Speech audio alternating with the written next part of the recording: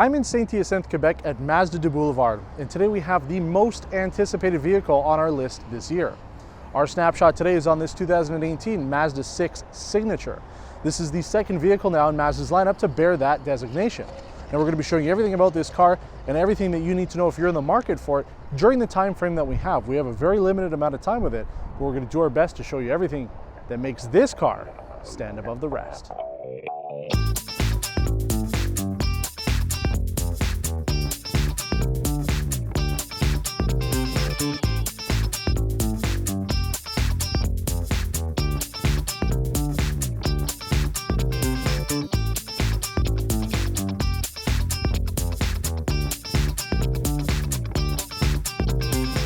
Now the exterior has certainly been updated. This is a facelift for the current generation Mazda 6, so it's not an all-new car, but it certainly is a new look for it. It really does take after the Mazda CX-5, which came out a couple years ago, with a similar, not the same, but a similar front end.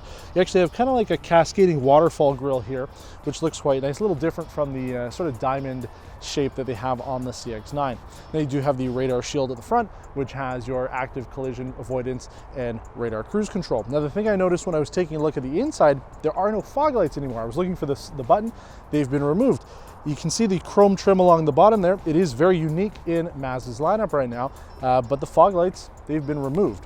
Now with other vehicles in Mazda's lineup, they do have adaptive front LED headlights. Most manufacturers still don't do that. So when you turn the wheels, the lights will turn in the direction you're pointing to make it much easier to see at night. Moving along the side, you do have 19-inch gunmetal style rims.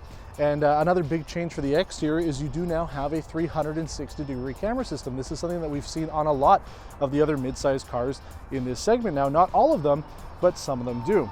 Coming around back, you have 4 parking sensors to marry with the 2 on the front of the vehicle. And the taillights have changed a little bit. They're a little bit darker and a little bit more like the 2018 CX-5. So they've changed that just a little bit to make it look just a little nicer in my opinion. Now the trunk doesn't open up automatically. When you flip it either from the key fob, the button here, or from the button on the inside, it'll just unlock itself and you still have to pull it up. But again, that's not a feature that we're seeing in all of the vehicles in this segment right now. So just something to keep in mind if you're looking at that. Now, if you took a look at our 2017 video, you'll notice that the interior design is still the same layout, more or less, but they've really updated this. This feels a lot more premium. And actually, when you take a look at the buttons here, the controls for the HVAC, very similar to what we saw in the 2018 Honda Accord. The buttons have a piano finish to them. They look quite nice. The center here is a lot more premium oriented than what we find on Mazda's current lineup. You also have this ultra suede material along the center console here and the door cards. And ultra suede is a similar type of product to Alcantara. It's actually owned by the same company. So if you think BMW, Mercedes, Audi, they all use Alcantara for their headliners and usually with the seats on sport seats. Mazda now has that same type of technology and it looks phenomenal, especially in this white. You've got the ultra suede here, you've got leather throughout, leather along the side of the center console here, you have leather trim along the dash, not the whole dash, but a nice amount of it, and the door cards here also ultra suede and leather trim, so quite nice, much more premium oriented than we've seen, and we already thought that the 2017 was a quite nice interior. Now, a couple other changes that Mazda has done with this vehicle. The infotainment has also been updated. It still doesn't have Android Auto or Apple CarPlay, but that is coming towards the end of the year.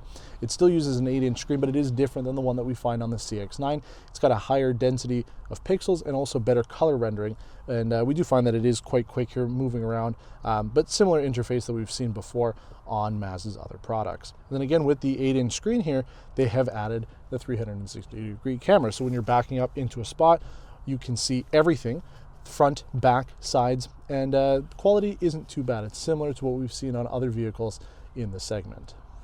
The other big feature, big tech change that they've done is added a 7-inch multi-information screen here in the gauge cluster. So before it was just a small little round one that would show you things like your current radar cruise control information or maintenance, things like that. You now have a little bit more control over it. You can see it's a digital speedometer now, and you can have your maintenance and your fuel and all of that and trip computer. So it's a little bit higher detail, but still not quite as customizable as we see on some of the other vehicles in the competition, but it is a nice step up from what was there before. Now again, we mentioned the Hvac controls here. They have updated it. It looks quite nice, and you get ventilated seats now on top of the front heated seats, which is something that Mazda has not offered before on their vehicles. The heads-up display is also very similar to what we've seen before. We do like it. Most vehicles still don't have a good heads-up display, but we do like what Mazda has to offer. Now, normally on test drive, we do like to get outside of where we usually film the car itself. You know, I'll drive from my house for a little while, and then we'll start talking about the car. But there's, you know, with any car that's delivered right off the boat, there isn't a whole lot of gas in it. So we want to make sure that we get as much driving of this vehicle as possible to give you an idea of how it is. And first of all, I mean, we featured a lot of vehicles from Mazda, so it's got the same engine as we mentioned from the CX-9, 2.5 liter turbocharged engine. And if you do have premium fuel, you're going to be getting 250 horsepower, 310 pound-feet of torque. Now, if you use 87 octane, it'll be about 227 horsepower, so you do lose some ponies by not going with the premium fuel. And that is really going to be the biggest distinguishing factor between this and something like the Honda or the Kia Optima that we featured, whereas those don't need premium fuel. It needs just regular fuel. So you are going to be spending a little bit more at the pump for driving this car, but I think you'll probably enjoy the drive with this just a little bit more. That's pretty quick. It's not blistering speed. I mean, it's not as quick as that 301 horsepower Toyota Camry, but it's not meant to be either. This is still meant to be a relatively refined vehicle that you're going to be using to, you know, get back and forth to work, not necessarily going speeding along with it, but it does pick up quite well, and I have to say that it's got good grip. The road is dry here, got all season tires on it, so it's much nicer than the winter tires we've been using as of late, but certainly does have some pull to it. It's pretty good. The engine is relatively smooth, and the transmission shifts pretty well too. It's still a 6-speed automatic. They haven't gone up to an 8-speed or anything like that. So it still uses a traditional 6-speed, and if you wanted to, you can put it into sport mode, put it into manual shift mode. There are paddle shifters here as well, so if you wanted to, you can throw it down. And you gotta say, it shifts quite well. It shifts quick. I'm impressed. We're not gonna keep it in sport mode though, because we went from 70 kilometer range since we started filming this to 50. So let's make sure that we keep it at a range that we can actually get back with. Yeah, I've always enjoyed Mazda's vehicles, or Mazda, as we do get some complaints from our brothers to the south that complain that our dialect is different and we pronounce things differently. But I have to say, I really do enjoy the drive of their vehicles, and this is actually very similar to the 2017. It has a similar ride to it. I mean, really nothing has changed except for the engine and the design, so you're still going to have the same transmission, same G vectoring control, so when you go around corners, you're a little bit more level, and overall the ride is quite nice. But I think that with all of these new interior features, especially this ultra suede material, looks really nice. Now, I know we've mentioned this before, specifically with something like the Cadillac CT6, there are 4 different types of materials going on this dashboard. You do have the harder kind of rubbery plastic up top, followed by the stitched leather, followed by wood, followed by ultra suede. And then there's actually 2 different colors of leather, because this is the white leather interior. So you've got a black dashboard with white leather throughout the center console and the lower part of the dashboard here. So it is a lot of different color and textures as well, and I know some people might find that to be a bit of an annoyance. So if it is, then you're kind of out of luck. There are different textures here, but for me, I think it looks quite nice, especially with that ultra suede. We really don't see that. I just did a 37-point turn here, so we'll talk quickly about the tech.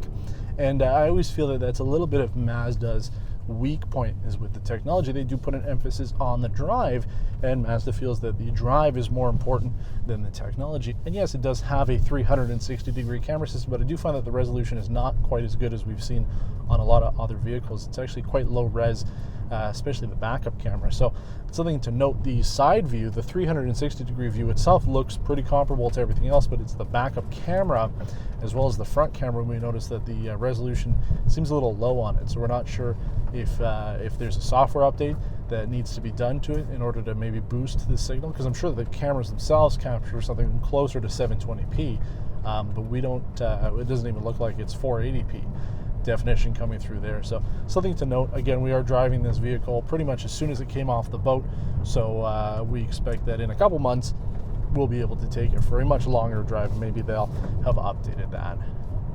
So as mentioned in our introduction, this is an episode of Test Drive Snapshot. So we're not going to finish off by talking about our likes or dislikes, because we only took the car for a very short drive.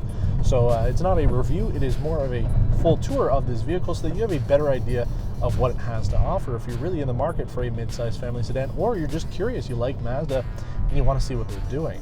So subscribe to our channel if you haven't done so already. Give us a thumbs up on this video if you liked it. I guess you can give us a thumbs down if you didn't, but if you do, please let us know what we can do to improve. Keep in mind that this is a single person doing all of this. I don't have a crew here with me, so it is just me doing all of this work. So don't expect something like top tier quality and fit and finish with a show that is just done by one guy. But we really do love doing this, and I hope that you've enjoyed watching our quick drive here of the 2018 Mazda 6 Signature, because I think that this is going to be the car to watch this year. I think that you take a look at the Canadian awards this year, Mazda really swept everything away. Keep an eye on this one. I think that overall people are going to be really excited about this car, and I think we're going to see that this is going to be able to take on something like the Lexus ES350 we featured earlier on.